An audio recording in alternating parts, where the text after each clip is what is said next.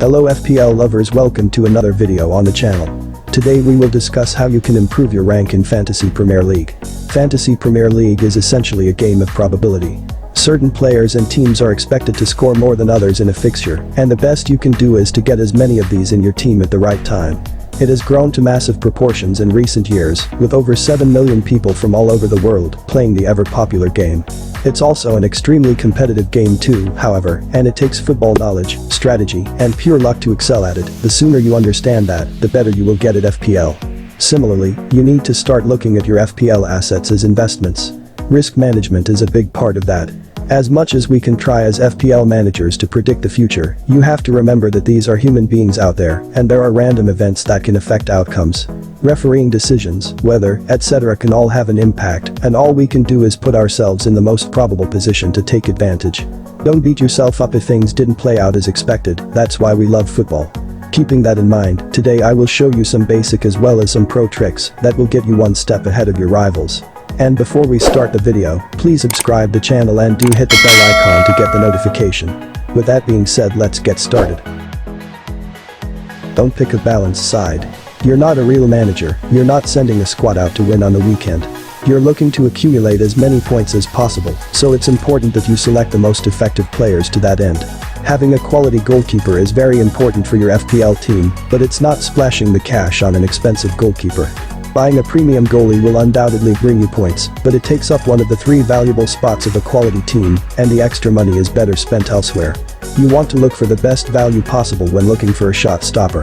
Last season, for instance, Nick Pope and Dean Henderson were the highest scoring goalkeepers in FPL, but only cost £4.5 million. So it is recommended not to spend more than £5 million on a keeper when constructing your team.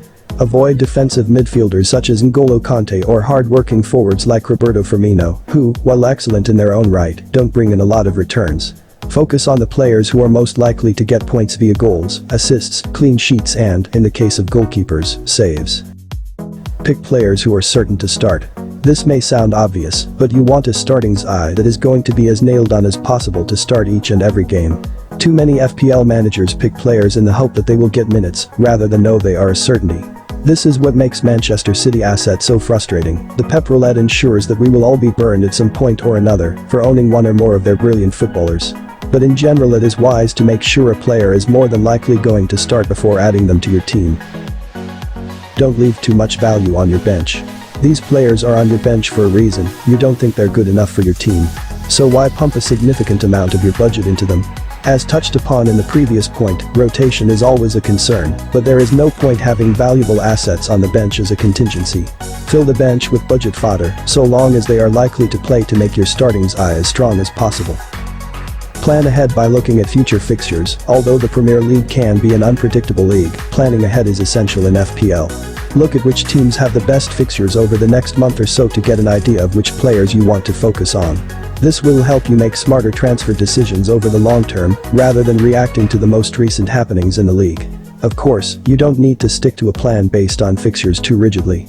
Circumstances change quickly, and you need to be flexible in order to maximize your points potential. We also recommend rotating your cheap defenders based on fixtures. You can get the fixture difficulty list in FPL side, and I will share the link in the description below. Make your transfers later in the week. You want to collect as much information as possible before hitting that transfer button, looking at the data and numbers before making a final decision. A player might also pick up an injury in the meantime, or play a midweek match in the Cup or Europe that makes them more likely to be rotated at the weekend. Make sure you are aware of who is injured or suspended for the coming game week. Pay attention to the pre-match press conferences, which typically take place one day prior to kickoff. It's easy to get caught up in the excitement of a player scoring and appearing like a must-have option, but it's not always the case. Minimize the amount of hits you take over a season. It's always tempting to make multiple transfers in a single week, even if it means taking a 4-point hit. Doing so can be justified every once in a while, but some managers go mad and will take 8 or 12-point hits to get in the players they want. Aside from scrubbing out those valuable points, it rarely pays off. In fact, it often feels like it backfires massively, and the player you transferred out ends up returning points. Unless it's absolutely necessary and you have factored in the long-term viability of the players you're bringing in, then it's not worthwhile. Keep an eye on price changes. Earlier we advised you to wait as long as possible to make your weekly transfer, but you also need to balance that with watching out for price changes. There is no point in waiting all week to make a move when you could potentially miss out on affording them when their price changes. If you know for sure that you are going to buy a particular player, then do so before their price changes. The same goes for selling players before their price drops. On the flip side, we don't recommend making transfers purely on the basis that a player's price is changing or to increase your team value. You can go to this particular site and check out which player's price will change at 2:30 AM GMT. I will share the link in description below. Don't be too clever when picking a captain. There is sometimes the temptation to take a chance when it comes to captaincy and make a left field pick. After all, high risk, high reward, right? The truth is this is a dangerous strategy that will leave you with egg on your face more often than not. You are far better off captaining those premium assets who are taking up such a huge part of your budget. There's a reason why Salah, Kevin De Bruyne and Kane are so expensive, so you might as well give them the armband, especially when they're on form. Otherwise, what are they doing in your team? Save your chips. If the first few game weeks go badly, the allure of using your chips, wildcard, free hit, bench boost and triple captain, early doors grows to an enormous degree. It's an easy fix to a temporary problem, but you have to keep in mind that there are 38 game weeks to play this game. You should save your chips for those game weeks where teams play twice or don't play at all. The double game weeks are particularly fruitful for those who use their chips wisely, so don't waste them early doors. Believe in your instincts. Watching football with your own eyes is better than viewing it through a spreadsheet, but as an FPL manager, it is essential that you use statistics to supplement your knowledge of the game. After all, you can only watch so much football and your eyes can deceive you. If a player passes the eye test, then it does no harm to check the underlying numbers to confirm if you're really on to something.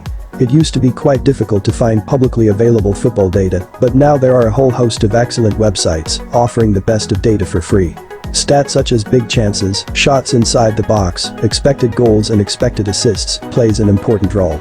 Along with these, always believe in your instincts. Thank you for watching the video. Please like, share and comment your queries and subscribe the channel for more FPL contents.